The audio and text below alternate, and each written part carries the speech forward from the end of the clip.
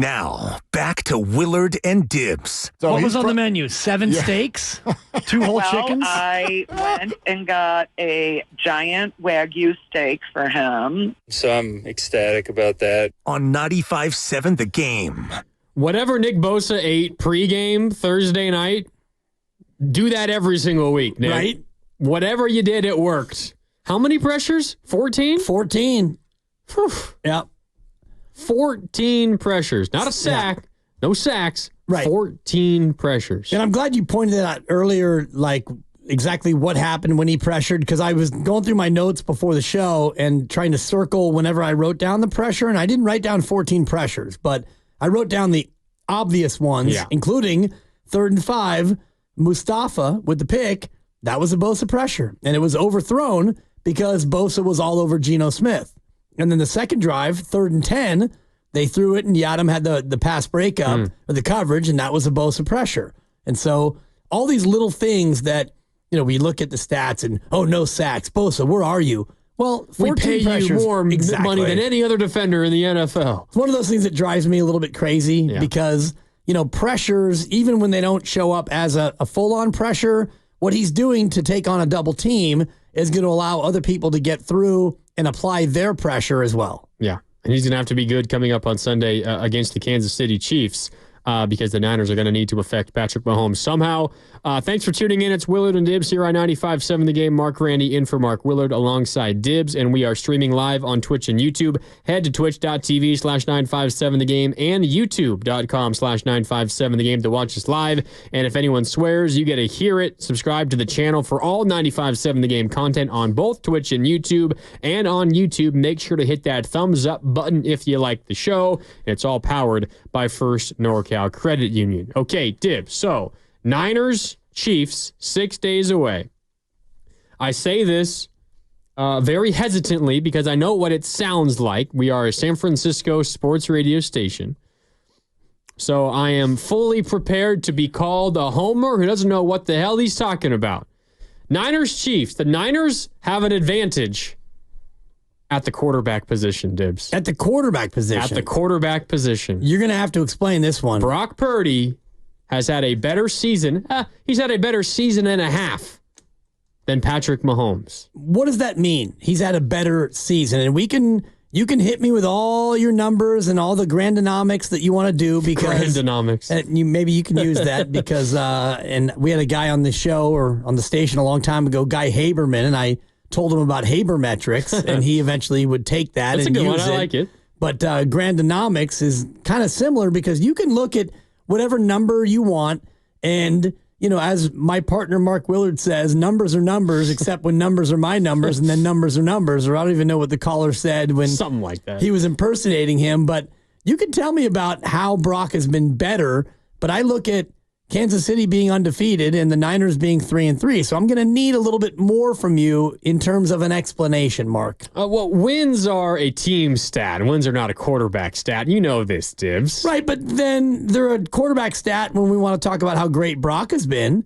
Not this year, they're 3-3. But right, but all you Brockistans, when you talk about how good he's been, and also the Jimmy Garoppolo thing, the record with Jimmy Garoppolo as quarterback, we all use quarterback. He's just a winner. We know that. We all use quarterback record when we want to. But go ahead. You tell me how Mahomes is not as good as Brock Purdy. Patrick Mahomes this year, Dibs, has thrown for 1,235 yards. Okay, it's passing yards, not that big of a deal. 6 touchdowns. It's tied for the 14th most in the NFL this year. 6 interceptions. Touchdown to interception ratio is 1-to-1, Dibs. That's not very good. Nope. Not very good. Meanwhile, Brock Purdy's thrown for more yards. He's thrown for 3 more touchdowns, 9 touchdowns on the year, tied for 4th in the NFL, and has thrown two fewer interceptions. Purdy is averaging a bunch more yards per attempt. In fact, he leads the NFL in yards per attempt. His quarterback rating is top 5 in the NFL. Patrick Mahomes, the 18th best QBR. The San Francisco 49ers coming into Week 7 against the Kansas City Chiefs have an advantage at quarterback. And you throw in the fact that Brock Purdy is using his legs more than ever before. He extends plays and uses his legs to gain yards more often than Patrick Mahomes. You might argue he's doing it a little bit too often, and I frankly would not disagree with you. I think he's got to look to throw the ball a little bit more than to take off and run. But Brock Purdy is having a better season than Patrick Mahomes. And in fact, I mean, Brock Purdy was an MVP finalist last year. Where was Patrick Mahomes in that last year? And I know he had the postseason and he won the Super Bowl. Yeah. And that's obviously a very big part of this that I'm sure you're going to fire back at me with. But if we're looking over the last year and a half of football, Dibs, other than a postseason run, Brock Purdy has been the better quarterback. And I know it sounds ridiculous to even think about that, but Brock Purdy is having a better season than Patrick Mahomes. There is no other way to describe it. His team is having a better season than the 49ers team is. But Brock Purdy, the quarterback, has been a bigger factor in the 49ers' success, relative success, than Patrick Mahomes has been to the Chiefs' success this year.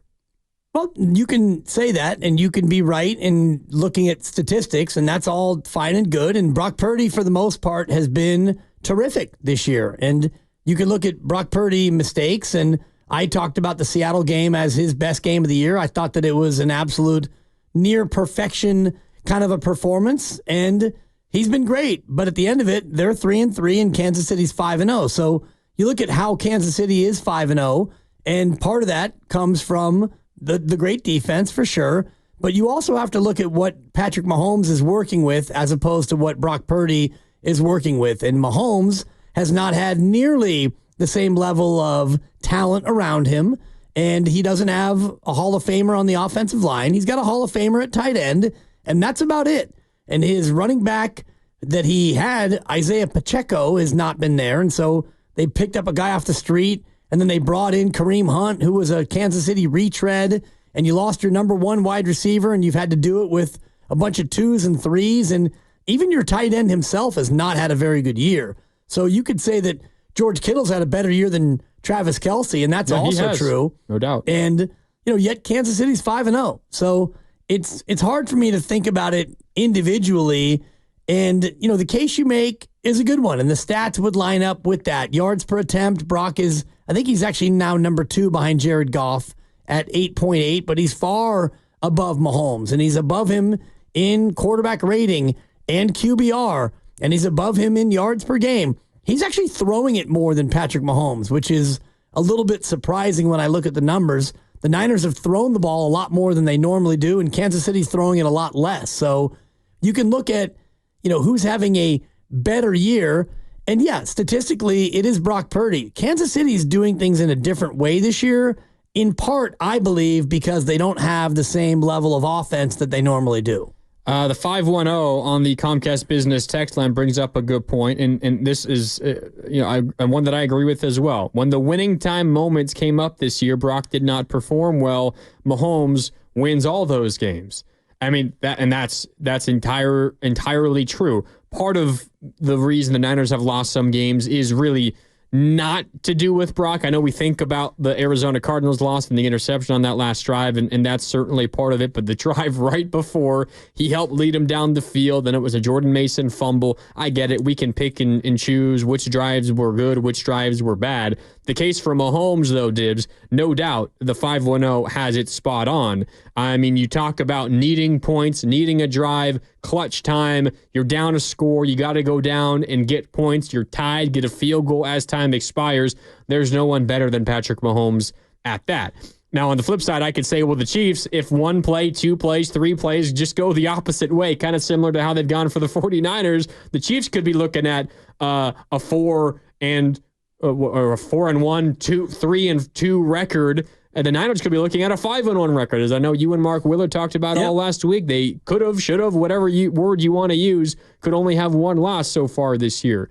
And maybe the difference between these two guys is just with one of them, those plays always favor his team, and that's maybe a factor of how good he is. But the difference between these two teams isn't really as stark, I think, as the 5-0 record and the 3-3 record might suggest. Agreed. And I'm just looking at the game against Cincinnati, for example, where Kansas City was down 25-23 with about 2:48 to go, and they get the ball back, and he converts a 3rd and 9. Actually, he doesn't convert it. He gets 3 yards, and then on 4th and 6, they don't convert it, but there's a penalty against Cincinnati, converted. Yep. And then the famous pass interference that was called. On 4th and 16, Yep. the PI, which converted it, and then they ended up getting a field goal from Harrison Butker from 51 out as time expired to win that game. So that's a little bit of a smoke and mirrors comeback, and you could say it was aided by the refs or not, but ultimately he was the one who got the job done in that game, and then they beat Atlanta by 5, where Atlanta had chances to go down there and win the game. They got to Kansas City's 13, and they couldn't convert. Uncalled defensive pass interference in the end zone against the Chiefs that would have allowed the Falcons to win the game. No doubt. So these are things that, people will look at as reasons why Kansas City could be 3-2, and you're fair to do that. You're right to do that, but Mahomes does find a way, even when he doesn't have a lot of weapons and even when he doesn't have a great team, to still put up pretty good offensive numbers and get the job done. Yeah. Brock Purdy versus Patrick Mahomes. I think the 49ers, the numbers are obvious, and I know how everyone's going to feel. Patrick Mahomes has won multiple MVPs and has won 3 Super Bowls. He's the greatest quarterback in the NFL, and who knows, when he retires and it's all said and done, he might be the greatest quarterback to ever play. But through 6 weeks of the 2024 NFL season, there's no contest. Brock Purdy has been the better quarterback. And that's the bottom line right now. Now, when the chips are all down and it's winning time, all right, this is the conversation. But if we're talking about throughout the course of the 2024 season, it's no contest in my mind. 888-957-9570. Let's allow you to join the conversation. Mike is in Santa Clara and wants to weigh in. What's up, Mike? You're on Willard and Dibs here on 95.7 The Game. What's up, guys? How are you doing today? We're doing well. How about you? Good. Thank you. Look, just in regards to the conversation, in an overall game, I would still take Brock Purdy. And the only reason I say that is because during the game, we are solid. As a Niner fan, we're solid. But if it came down to a 2-minute drill, I have to take Patrick Mahomes. He has that Tom Brady mentality. I just haven't seen that enough in Brock Purdy at that point. I just think that if you are in a 2-minute drill, you take Patrick Mahomes because he knows how to work that field and everything. And then the last thing I will say is, as a nickname for Brock, when it comes down to it for the fans, the Broccolinis. That's a fact for you, Dibs, since you love your veggies. Thank you. Thanks. Yes, the Broccolinis, right. Broccolini is underrated. Broccoli's good. Broccolini, which is the slightly more slender version of broccoli, less of a crown, more of a sprig. You get a nice little char on that broccolini. It's restaurant quality.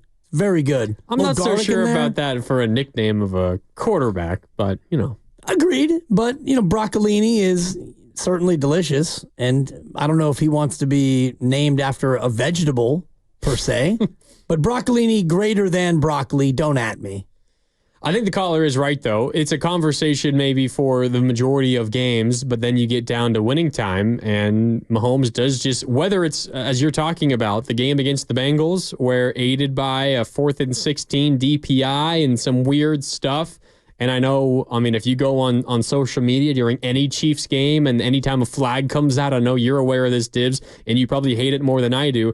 But anytime there's an important Chiefs game, a close Chiefs game, well, here come the refs to help Mahomes and the Chiefs again. Whether or not there is weirdness going on or it's just Mahomes being Mahomes and getting the job done, the fact of the matter is he generally does get the job done. The Niners know that as well as anybody because they've been on the wrong end of 2 of those such games in the Super Bowl. Right, and I think that it's a little bit short-sighted to just say Mahomes or Brock, and you know this because it is a team game, but I'm looking at all the Kansas City games, and you beat Atlanta 22-17, and you'd only given up, 14 points. You had the lead. The fourth quarter, Atlanta gets a field goal, and that's it. Your defense turned off the faucet. And it's the same thing in a lot of these Chiefs games where you beat the Chargers 17-10. Justin Herbert played in that game. You held the Saints to 13 points, an offense that had been lighting up virtually everyone. So I think that as we get closer to this game on Sunday, we can talk more about defense versus defense, and obviously defense against offense and offense against defense. But for me, it's less about Mahomes and Purdy, and it's more about Purdy versus Spagnuolo and Mahomes going up against Sorensen, and Bosa against Mahomes, and the Kansas City front going up against Brock Purdy, and who's going to run the ball. And right, I think that becomes a more nuanced way to look at it, because Kansas City's defense is very, very good. They're more about their defense than they are about Mahomes. Yeah, and part of what I'm saying here, and I think you get it, and we talked about it a little bit off the air. It's not necessarily just that Purdy better statistically than Mahomes or whatever the case is, but who has had a bigger impact on winning his team football games so far this year? And obviously, it's kind of swayed because one team is undefeated and the other is 3-3 at 500. But when the Niners have won, I think Brock Purdy has been more of a factor than Patrick Mahomes. It's funny because this is honestly kind of the conversation that a lot of people use against Brock Purdy. Is Brock Purdy the driver of the bus, or is he just along for the ride? And it kind of feels like so far this year, for the majority of the season, Mahomes has just been along for the ride. And it's not as if he has had all-pro weapons everywhere. It's just their defense, Dibs, has been so incredibly good. And Steve Spagnuolo, by a mile, the best defensive coordinator in the NFL. The 49ers, after firing Steve Wilks, called up Steve Spagnuolo and said, "You interested?" And he said, "No, of course not. I've won consecutive Super Bowls here. Why would I ever want to leave unless I'm getting maybe a head coach opening?" Maybe he doesn't want to do that because he has failed as a head coach, but has been maybe the best defensive coordinator ever. The Niners, so much of the talk around the Niners this year, Dibs, has been, well, Nick Sorensen, first year as a DC, he's struggling. Where's Nick Bosa? Fred Warner can't do it alone. Mooney Ward banged up, but even when he's playing, not very good. Javon Hargrave, when he was healthy, is he going to show up? Floyd, their new signing, the edge rusher, he hasn't really been consistent so far this year. The defense hasn't been nearly as good as expected. On the flip side, you have Patrick Mahomes, who's being aided by one of the best defenses in the NFL. That's also partly where this comes in. Purdy has had to do more in order to help his team win football games, while Mahomes, obviously, he could probably do more if they were to open up the playbook and let him push the ball down the field a little bit, but he hasn't had to do as much because their defense has been miles better than the 49ers. It's funny because if you took the names off of the numbers, you would look at one quarterback and say, well, that's the game manager, the guy who is 69.4%, and he's thrown for 1,235 yards over 5 games, which is 247 a game, not a tiny number, but and they have their bye, so one fewer game played than everyone else. 5 games and 6 TDs and 6 interceptions, and a guy who's not scoring a ton of points, that would be more the game manager than a quarterback who is out there, throwing it more often, 65%, 9 touchdowns, 4 picks, and like you mentioned before, number 2 in yards per attempt, number 1 in yards per catch in football, more yards per game, throwing more air yards, pushing it down the field, and that's Brock Purdy. So the game manager this year has been much more Patrick Mahomes, and I just looked at it, Grandi, and I was struck by this number. Jordan Mason this year, 609 yards rushing in, we'll call it 4.5 games. Kansas City, as a team, 589 yards in 5 games. Their leading rusher has 171 yards. So Kansas City can't run the ball, and because they've had so many different injured running backs, they've had Pacheco and Steele and Pirine and Xavier Worthy and Mahomes. Remember when Carson Steele was the fantasy guy. Football priority ad number 1? Totally. He's getting 33 carries for $117. Hasn't done much. And they have 5 rushing touchdowns. 2 of those are Xavier Worthy. So the speedster wide receiver. Yeah. They can't run the ball, and they can't really throw it that effectively because they don't have great wide receivers, yet they're 5-0.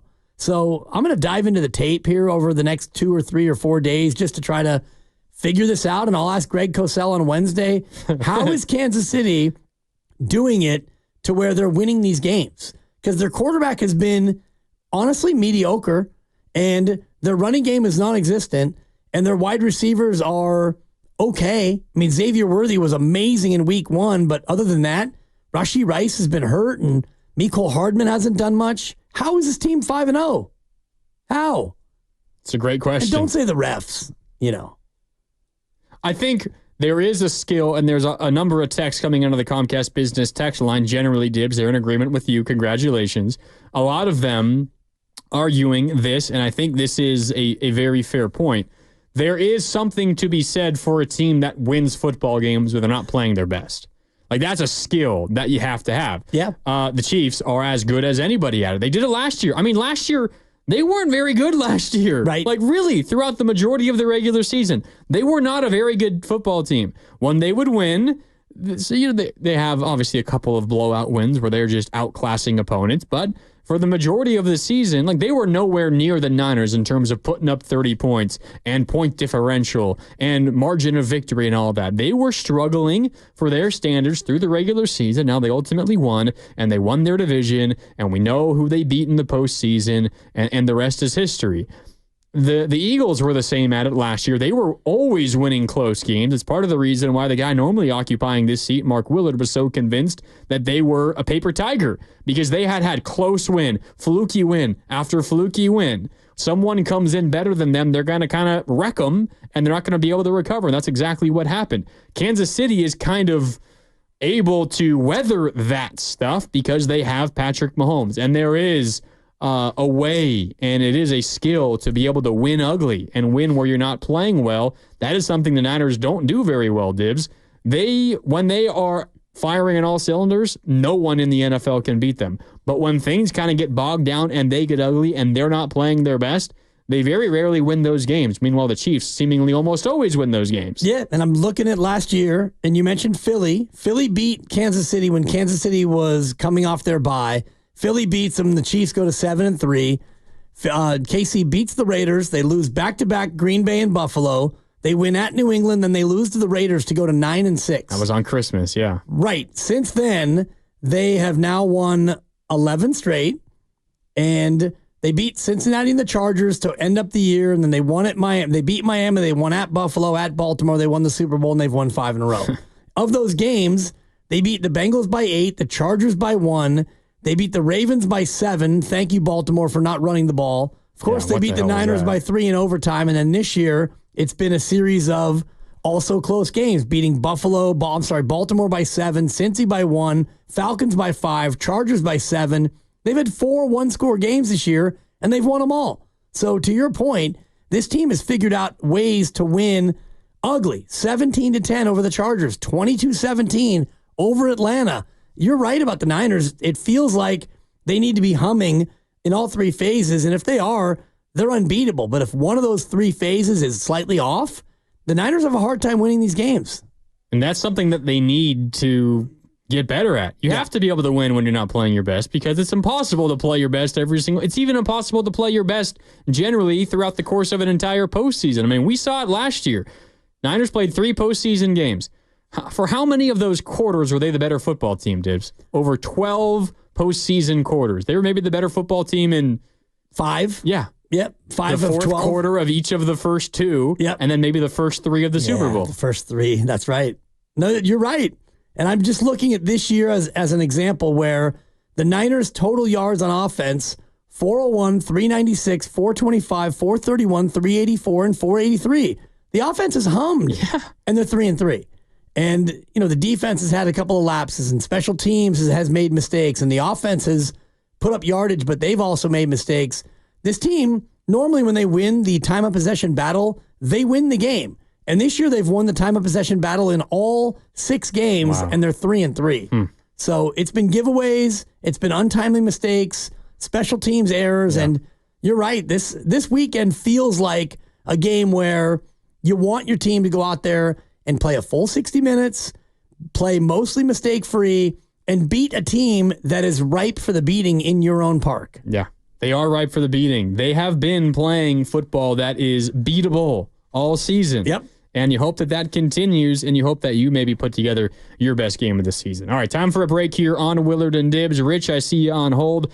will come to you next. Keep your calls and texts coming. 888-957-9570. We are presented by Fremont Bank, celebrating 60 years of full-service banking with no compromises. I think this Purdy Mahomes conversation goes even deeper as well. Some of the arguments against Brock, we could flip that around and use it against Patrick Mahomes as well. We'll do that coming up next when Willard and Dibs continues here on 95.7 The Game.